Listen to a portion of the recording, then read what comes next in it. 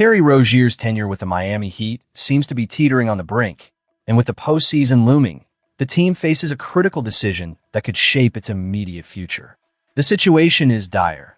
Rozier, once a promising addition to the roster following a trade from the Charlotte Hornets, has found himself embroiled in a scandal that could derail not only his career, but also the Heat's playoff aspirations. The guard's run with Miami began with high expectations, showcasing his talents in 95 games over a season and a half. However, the narrative took a dark turn just hours after the Heat kicked off the current season. Rozier was arrested as part of an FBI investigation into illegal gambling, ultimately charged with federal wire fraud and conspiracy to commit money laundering. Even as he pleads not guilty, the fallout from these allegations has kept him away from the team, casting a shadow over what was supposed to be a season of promise. In a strategic move, Miami decided against waiving Rozier immediately. By retaining him on the roster, the Heat maintained flexibility with their two-way players, a critical aspect under the league's rules that limit teams carrying fewer than 15 players on standard contracts. This decision, while tactical, has now reached a pivotal moment. With the Heat securing a spot in the play-in tournament, the clock is ticking. They have until 5 p.m. Thursday to make a definitive choice about Rozier's future, and all indications suggest that they will part ways with him, opening up that 15th roster spot. The implications of this decision extend beyond just Rozier. Miami has a pool of promising two-way players, including Vlad Golden, Yamir Young, and Trevor Keels, each vying to take that coveted standard contract. The expectation, as reported, is that the Heat will lean towards promoting from within rather than diving into the shallow free agent waters. This approach, while consistent with the team's developmental philosophy, raises questions about the immediate impact these players can have on a postseason run.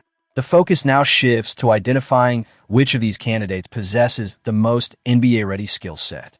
Trevor Keels stands out with his reliable three-point shooting, an area where the Heat have struggled this season. Averaging 40% from beyond the arc in the G League, Keels could provide that much-needed spacing and offensive threat. However, as Ira Winderman points out, it's crucial to remember that the addition of a two-way player likely won't transform Miami's trajectory. The team needs a star, not just a role player, to make a significant postseason impact. Yamir Young also presents a compelling case with his scoring prowess, averaging 26 points per game and shooting 37.4% from 3 in G League play. His ability to generate offense could be a valuable asset as Miami navigates the intensity of the play-in tournament. On the other hand, Golden, a 7-footer, adds a different dimension with his size and ability to dominate in the paint.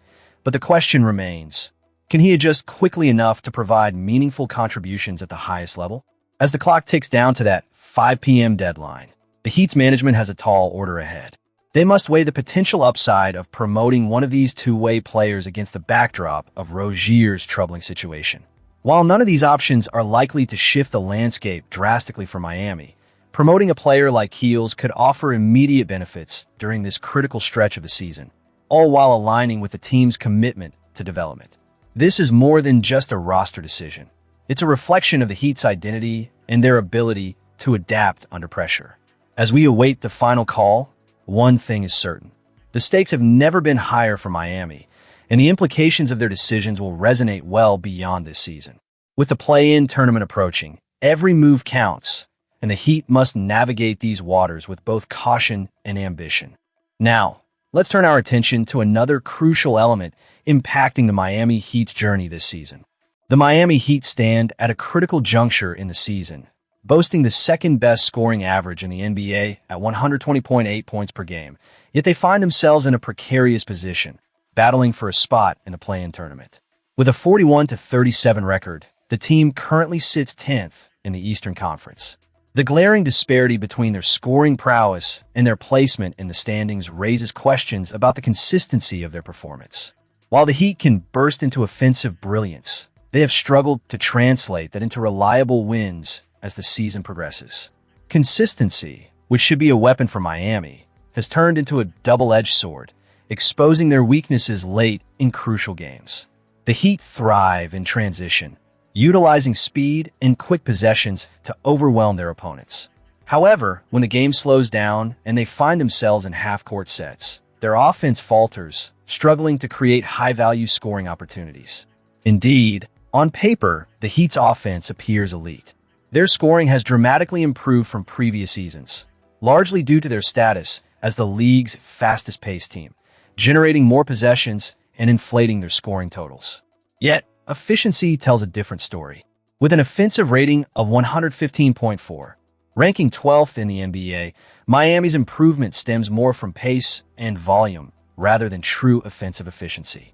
The early season injuries and roster changes disrupted the team's rhythm, forcing younger players into expanded roles and, as a result, affecting their overall cohesion. Head coach Eric Spoelstra's decision to adopt a faster, positionless offensive system has sparked scoring, but has also led to significant execution inconsistencies. At a pivotal point in the season, this has become glaringly apparent. The high-paced efforts often lack the sustainable offensive results needed to secure victories. Spoelstra emphasizes speed and versatility, aiming to create mismatches and open opportunities for all 5 players on the floor. All-star center Bam Adebayo and guard Tyler Herro are pivotal, using their versatility to run multiple actions and exploit defensive mismatches. Their leadership is vital, providing the necessary flexibility that facilitates ball movement and scoring opportunities in this up-tempo system. Nonetheless, perimeter shooting continues to be a significant issue for Miami.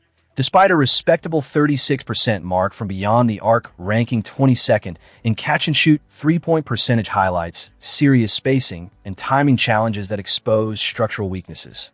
After a promising 14-7 start, their offensive efficiency slipped into the league's bottom third at various points, underscoring how inconsistent shooting has hindered their overall effectiveness.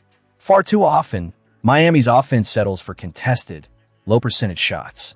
The lackluster outside shooting allows opposing defenses to collapse into the paint, choking off driving lanes and slowing down possessions.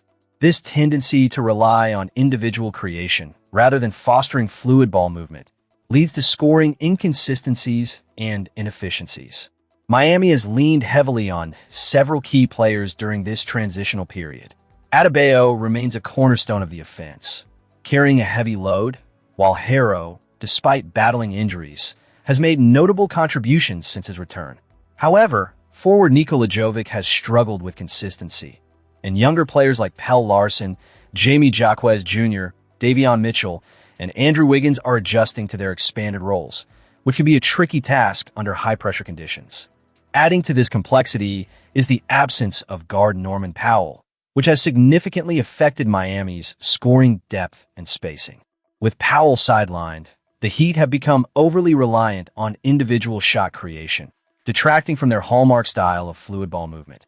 The combination of early season injuries and roster shifts has exacerbated these issues, forcing younger players to adapt quickly, making it challenging for Miami to maintain consistent offensive production while also holding the defensive fort. Interestingly, the Heat rank 6th in assists per game, yet they also commit nearly 14 turnovers each contest, disrupting their offensive flow. These turnovers lead to rush shots and give defenses the chance to anticipate plays, causing them to collapse on drives and close out on shooters, which reduces the effectiveness of even Miami's top scorers. Improving ball handling and on-court chemistry is imperative for the Heat. They need to focus on these areas to fully capitalize on their offensive potential and create consistent scoring opportunities. Moreover, Miami's fast-paced style has contributed to defensive lapses, as opponents average a staggering 118.4 points per game against them. These challenges, combined with roster changes and injuries, have kept the Heat stuck in the middle of the Eastern Conference, pushing them toward the play-in tournament for the 4th consecutive year. The stark reality is that Miami's high scoring has not consistently translated into wins due to poor perimeter shooting, inconsistent contributions, and uneven ball movement. This paints a clear picture of a need for disciplined execution, precise passing, and balanced scoring leadership. If the Heat can refine their offensive structure, improve their perimeter shooting, maximize Adebayo's playmaking capabilities, share scoring responsibilities more effectively, and limit turnovers, they have the potential to push for a stronger playoff position. This isn't just about the rest of this season. It's about laying the groundwork for sustained success in the future as well. As we shift focus to our next segment, we'll delve deeper into what adjustments the Heat might need to make heading into the final stretch of the season. What if Draymond Green had donned a Miami Heat jersey? The storyline is as tantalizing as it is complex, and it brings us to a pivotal moment in the franchise's history. As Green revisited this what-if scenario on his podcast, he shed light on a decision made by Pat Riley back in 2012 when the Heat opted not to draft him. This was a time when the Heat were building their iconic Big Three, and the stakes couldn't have been higher. Tim Hardaway Sr., a Miami legend, had urged Riley to select Green at number 27, calling him a perfect fit for Miami Heat culture. But Riley, with his exacting standards, chose to pass, setting the stage for one of the most intriguing misconnections in recent NBA memory. Green didn't shy away from the reality of the situation. He acknowledged that the infamous Miami conditioning program could have been a significant hurdle for him. Tim Hardaway Sr. told the Heat to draft me in 2012, but was told I was too out of shape, and they passed. He recounted, his tone a mixture of disbelief and introspection. That's interesting. It's a statement packed with implications, revealing not just his thoughts on the Heat's rigorous expectations, but also his own self-awareness regarding his physique at the time. His candor continued as he reflected on how the Miami environment might not have suited him. I'm for damn sure not sure how I would have handled Pat Riley trying to test my body fat during that time, he admitted, humorously expressing relief that the Heat didn't select him. This insight is telling, as it highlights the intense scrutiny players face in Miami, where maintaining a body fat percentage below 10% is non-negotiable. It's a testament to the Heat's culture, one that's been both revered and criticized. The conditioning standards in Miami have historically molded its players into elite athletes. Even icons like Shaquille O'Neal struggled with the expectations, famously resorting to baby oil to dodge the body fat tests. Meanwhile, former number 1 pick Kenyon Martin opted out of a chance to join the Heat because he believed he wouldn't survive the demands of the program. Green's reservations about fitting into this high-pressure environment echo the sentiments of others who have found Miami's culture a tough pill to swallow. However, there's also an undeniable sense of what could have been. Green pondered the notion of playing alongside the likes of LeBron James and Dwayne Wade, admitting to play with the Big Three would have been cool, but I only would have been there for a year and a half, 2 years. And then what?